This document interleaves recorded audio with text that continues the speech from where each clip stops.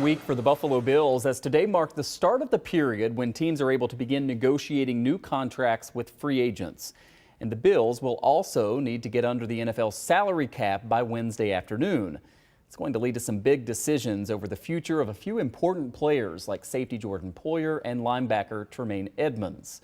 Joining us live right now to go over some of the moves already made today by the Bills is our Bills insider, Vic Carucci. All right, Vic, let's start with Edmunds, who we found out at about 4 o'clock this afternoon is signing with the Chicago Bears. I think it's a record deal in terms of the money, the guaranteed money for him for his particular position. But does this just come down to the dollars and cents and the fact that the Bills couldn't afford to keep him? Yeah, I think if you want to put it at its simplest, that is the explanation, but it's not a good situation at all. I think this was the player the Bills could least afford to lose in free agency and for their hopes going forward, not only in the 23 season, but beyond. He was their best defensive player, played the best ball on defense last year for them, a contract year, and he elevated his play. And I thought the Bills might find a way by now to figure this out and through their cap machinations, but they couldn't do it. And the Bears, strategically, they had the most cap room to work with in the league. They structured this deal so front-loaded with heavy guaranteed money and money in general that it was something with which the Bills could not compete.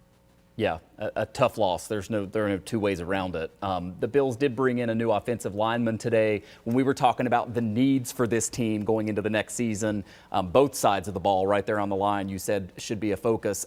They're going with former Cowboy Connor McGovern. What do you think of that move and where he's going to fit in with the scheme here in Buffalo?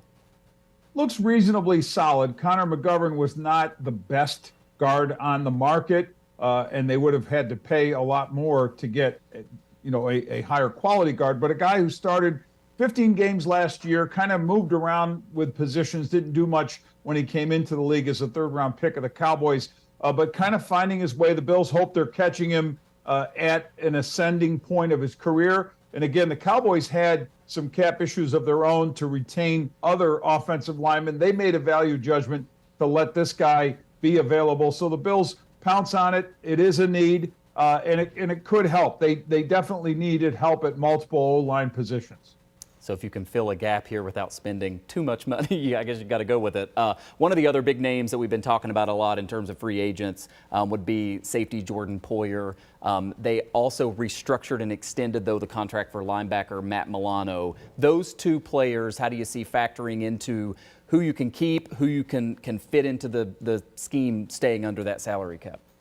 Yeah, the Milano move made perfect sense, of course, to try to get the extra years kicking the can down the road and creating that cap room for him, I think in the range of about $5 million. But it's still a double-digit number that they're over the cap. I can't see a scenario where they're able to keep Jordan Poyer. The safety market already saw a big-time signing in terms of numbers, dollars, so elsewhere.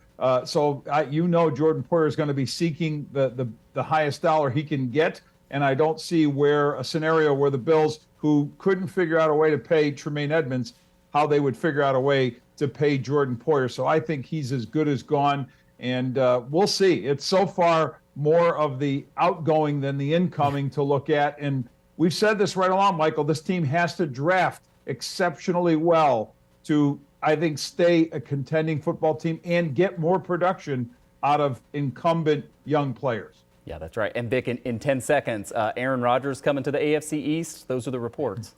Everybody's been waiting on pins and needles. I'm checking my screens here as I speak to you that are behind my camera.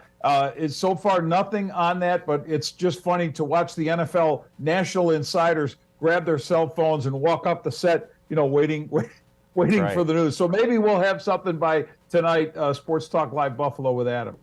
Don't know any Jets fans around here, but if they exist, they'll be watching it even closer than us. Vic Carucci, thanks. Good to see you, Vic. All right, Michael.